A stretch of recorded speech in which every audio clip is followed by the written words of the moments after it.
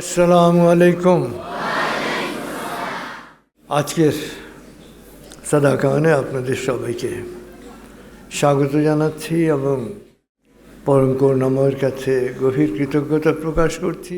আজকে আমাদের আলোচনার বিষয়বস্তু হচ্ছে আলট্রা প্রসেসড ফুড। এই আলট্রা প্রসেসড ফুড যেগুলো খুব বেশি প্রসেস করা হয়, প্রক্রিয়াজাত করা হয়, তো আসলে যত লোভনীয় খাবার আমরা খাচ্ছি এগুলো আসলে খাবারই না। যত লোভনীয় খাবার, যত মুখরোচক খাবার আমরা বাইরে খাই, পৃথিবীর 70% মানুষ এখন যা খায় এগুলোর মধ্যে খাবারের পরিমাণ খুব কম। এগুলো খাবারের ক্ষুধা মেটায় না। খাবার খেলে তো ক্ষুধা মিটে যায়, খাবারের ক্ষুধা মেটায় না।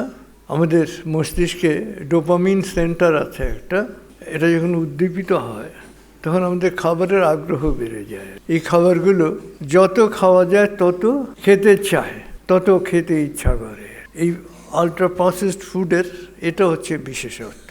আলট্রা প্রসেসড ফুডে সবসময় যে জিনিসগুলো ব্যবহার করা হয়, অতিরিক্ত সাদা চিনি, অতিরিক্ত লবণ এবং যে চর্বিটা শরীরের জন্য ক্ষতিকর সেই চর্বি।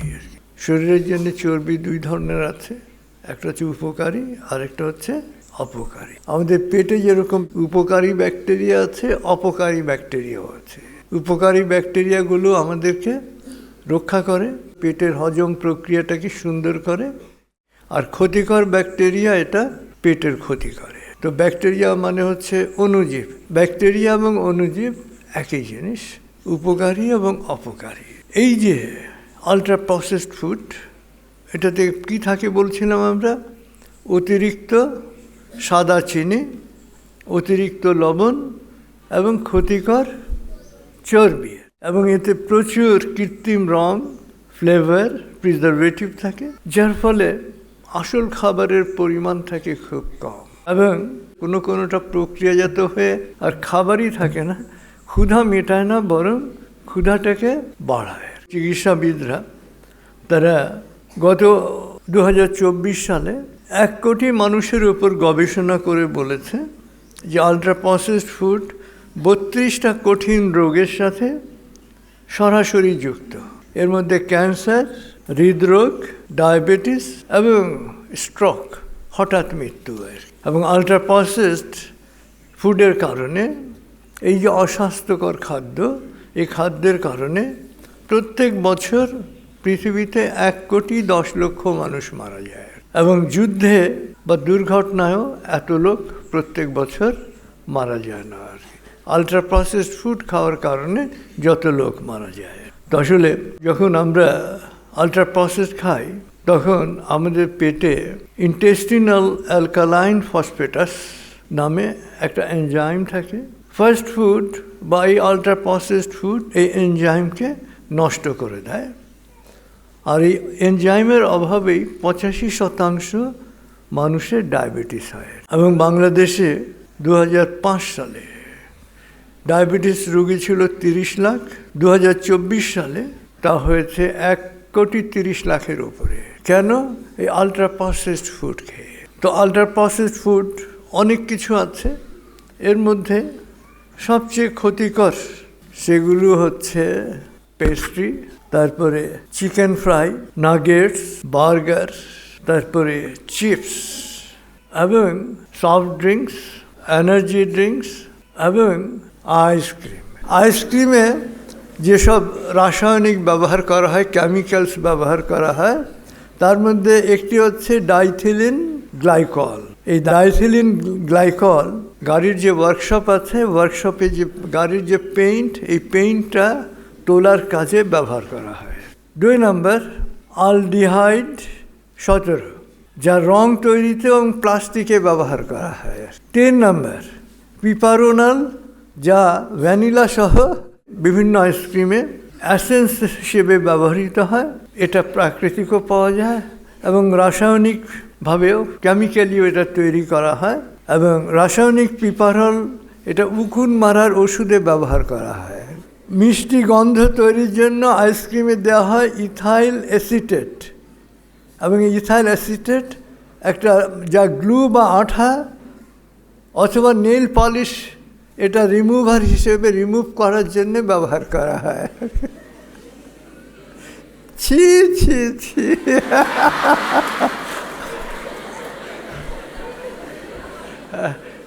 সবাই বলছে ছি ছি ছি আর কি, আমরা কি খাই আর কি। হ্যাঁ, কলা বা আপেলের ফ্লেভার দিতে ব্যবহার করা হয় অ্যামাইল অ্যাসিটেট, যা পেইন্ট ওয়ার্কশপে রঙকে তরল করার জন্যে ব্যবহার করা হয়।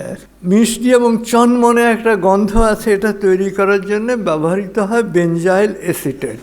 তো আসলে যত ক্ষতিকর কেমিক্যালস, এগুলো দিয়ে সবচেয়ে আকর্ষণীয় খাবার তৈরি করার কাজে খাবারের ব্যবসায়ী যারা, তারা খাবারের ব্যবসাটাকে তাদের বিক্রি বাড়ানোর জন্য এই ধরনের ক্ষতিকর কেমিক্যালস, রসায়ন তারা ব্যবহার করে।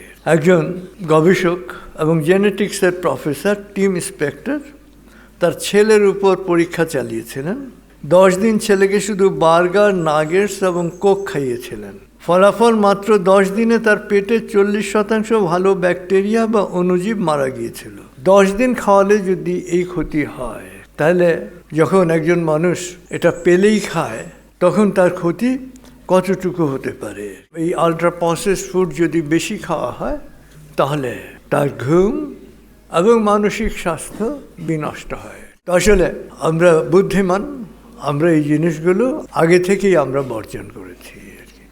এবং আমরা যারা আগে খেতাম, জানার পর থেকে আমরা আর খাই না। এবং না জেনে যদি কেউ কোনো দোষ করে, তো স্রষ্টা তাকে ক্ষমা করে দেন। তো আমরা যখন থেকে জেনেছি, আমরা এগুলোর ব্যাপারে সচেতন হয়েছি, এগুলোও আমরা খাই না। এবং আমরা স্বাস্থ্যকর খাবার খাই, সুখাদ্য খাই, ভালো খাবার খাই। এখন এটা শাবান মাস, বারাতের মাস। এই বারাতের মাস, এই শাবান মাস হচ্ছে রমজানের প্রস্তুতির মাস। এবং রমজানটা গুরুত্বপূর্ণ কেন? রমজান হচ্ছে কোরআন নাজিলের মাস। কোরআনটা কি? কোরআনটা হচ্ছে সৃষ্টির শুরু থেকে স্রষ্টা মহামানবদের পাঠিয়েছেন মানুষকে সৎ পথ প্রদর্শনের জন্য। এবং এমন কোনো জনপদ, এমন কোনো এলাকা নাই যেখানে স্রষ্টা মহামানবদের পাঠান নাই। মহামানবদের পাঠিয়েছেন, নবী রসুলদের পাঠিয়েছেন মানুষকে সঠিক পথ প্রদর্শনের জন্য।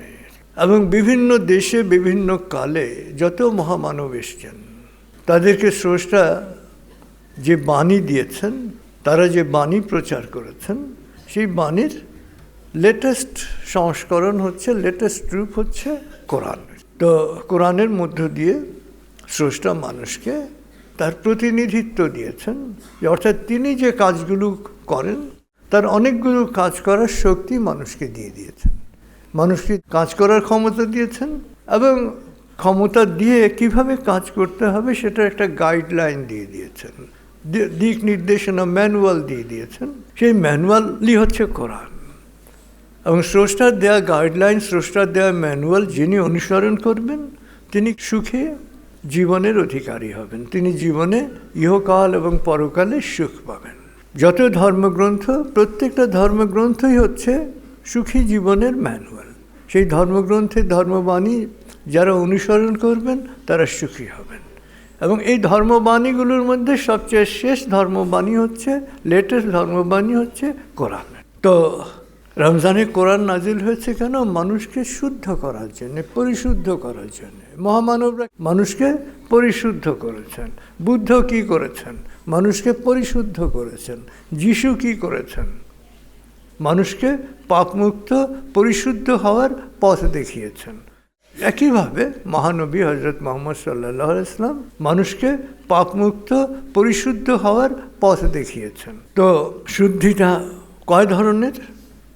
এক হচ্ছে শারীরিক শুদ্ধি, 2 হচ্ছে মানসিক শুদ্ধি, সামাজিক শুদ্ধি, আত্মিক শুদ্ধি। তো শারীরিক শুদ্ধির আলাপ একটু আমরা করলাম, যে মানুষের যে পেটের যে প্রক্রিয়া, হজমের যে প্রক্রিয়া, এই প্রক্রিয়াতে আলট্রা প্রসেসড ফুড, এটা হচ্ছে সবচেয়ে ক্ষতিকর। আলট্রা প্রসেসড ফুড, এটা মানুষের পেট পুরোপুরি হজম করতে পারে না বলেই সে এই 32টা কঠিন রোগ হৃদরোগ থেকে শুরু করে, ডায়াবেটিস থেকে শুরু করে, ক্যান্সার, এই কঠিন রোগে সে আক্রান্ত হয়। তো এই জন্যে এই রমজানে শরীরের যে যত্ন, শরীরের যত্ন নেওয়ার জন্যে ফাস্টিং অর্থাৎ উপবাস বা রোজা, এটা যেরকম গুরুত্বপূর্ণ সেরকম আহারটাও গুরুত্বপূর্ণ। আলট্রা প্রসেসড ফুড আমরা বর্জন করব এবং যত ন্যাচারাল ফুড আছে সেই ফুড আমরা খাবো।